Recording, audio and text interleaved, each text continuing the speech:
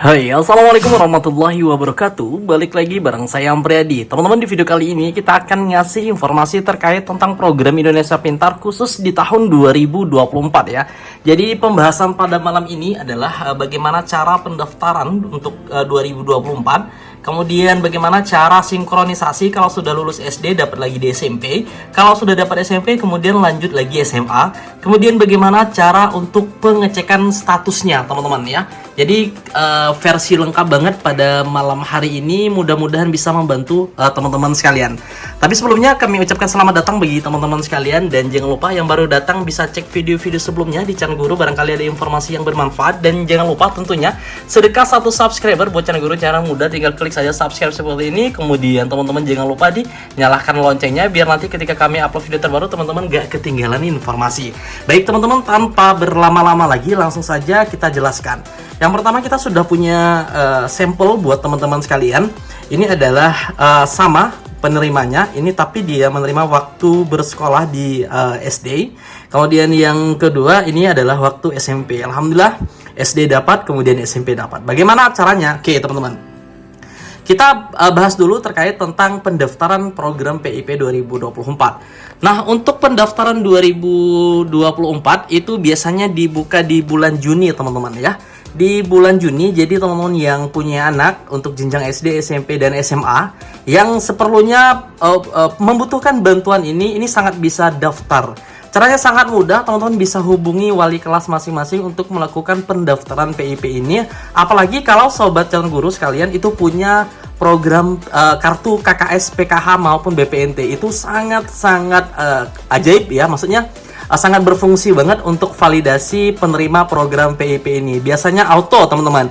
Kalau sudah punya kartu KKS itu biasanya otomatis dapat untuk program PIP ini, dengan syarat harus pengajuan ya. Siapa yang ngajuin? Yang ngajuin itu adalah pihak sekolah. Kemudian pihak sekolah nanti ngedaftarkan teman-teman yang punya anak ke pihak pusat ya. Ke pusat maksudnya nanti dari pihak pusat yang menyeleksi kembali. Misalnya di satu sekolah itu ngedaftarin ada 100. Nah, teman-teman perlu ketahui 100-100-nya itu nggak diterima semua.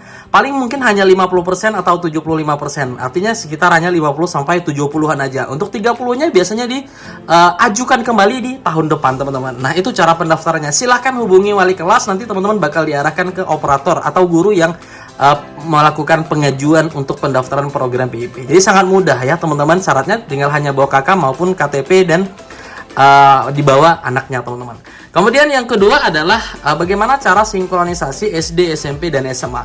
Nah, kalau teman-teman baru kemarin atau baru tahun ini anaknya masuk SMP atau SMA ya teman-teman ya, sangat bisa banget untuk mendaftarkan program PIP ini, terutama bagi teman-teman yang punya anak waktu SD dapat. Contohnya ini. Nah, perlu diketahui juga untuk SD ya teman-teman, untuk SD itu kalau anak kelas 1 itu dapatnya 225. Dan untuk SD kelas 2 sampai kelas 5 biasanya, sampai kelas 6 maksudnya biasanya dapat langsung 450. Contohnya seperti ini teman-teman, dapat 450.000. Nah, ini ketika waktu SD ya, 450. Dan ketika SMP otomatis dapat ya teman-teman. Nah, ini untuk SMP.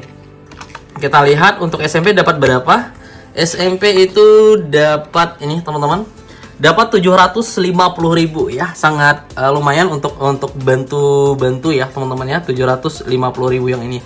Lalu yang menjadi pertanyaan, bagaimana kok bisa SD dapat, SMP juga dapat? Nah, caranya mudah. Biasanya kalau dari sistem itu otomatis teman-teman ya, otomatis biasanya langsung kedetek, oh ini nih penerima waktu SD. Nah, biasanya otomatis langsung dapat bantuan meskipun tanpa pengajuan.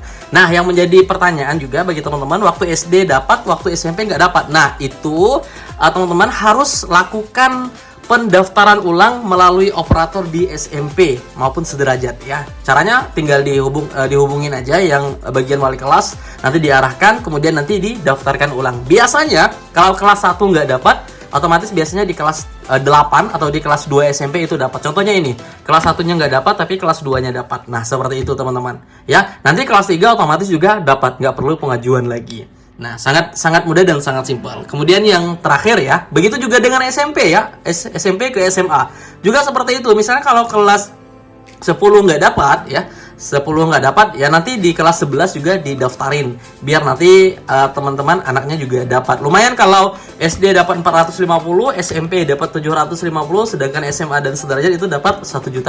Mudah-mudahan di tahun 2024 ada penambahan lagi karena anggaran untuk pendidikan bertambah. Alhamdulillah ya teman-teman ya. Kemudian bagaimana cara cek status teman-teman? Bagaimana cara cek statusnya? Cek statusnya sangat mudah ya teman-teman, sangat mudah banget untuk cek statusnya. Kalian perlu itu aja, KK atau ya KK, kemudian nomor NISN ya. Jadi teman-teman nanti bisa langsung ke bagian ini, website pip.kemdikbud.go.id.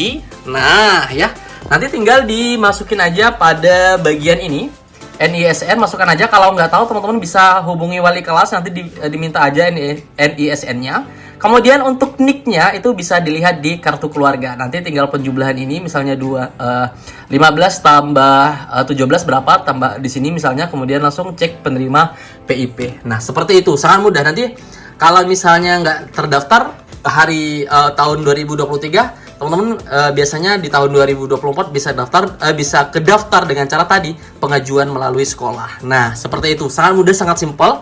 Banyak yang nggak tahu, tapi teman-teman harus tahu ya. Kalau nggak ngajuin gimana ya, nggak bisa ya teman-teman ya.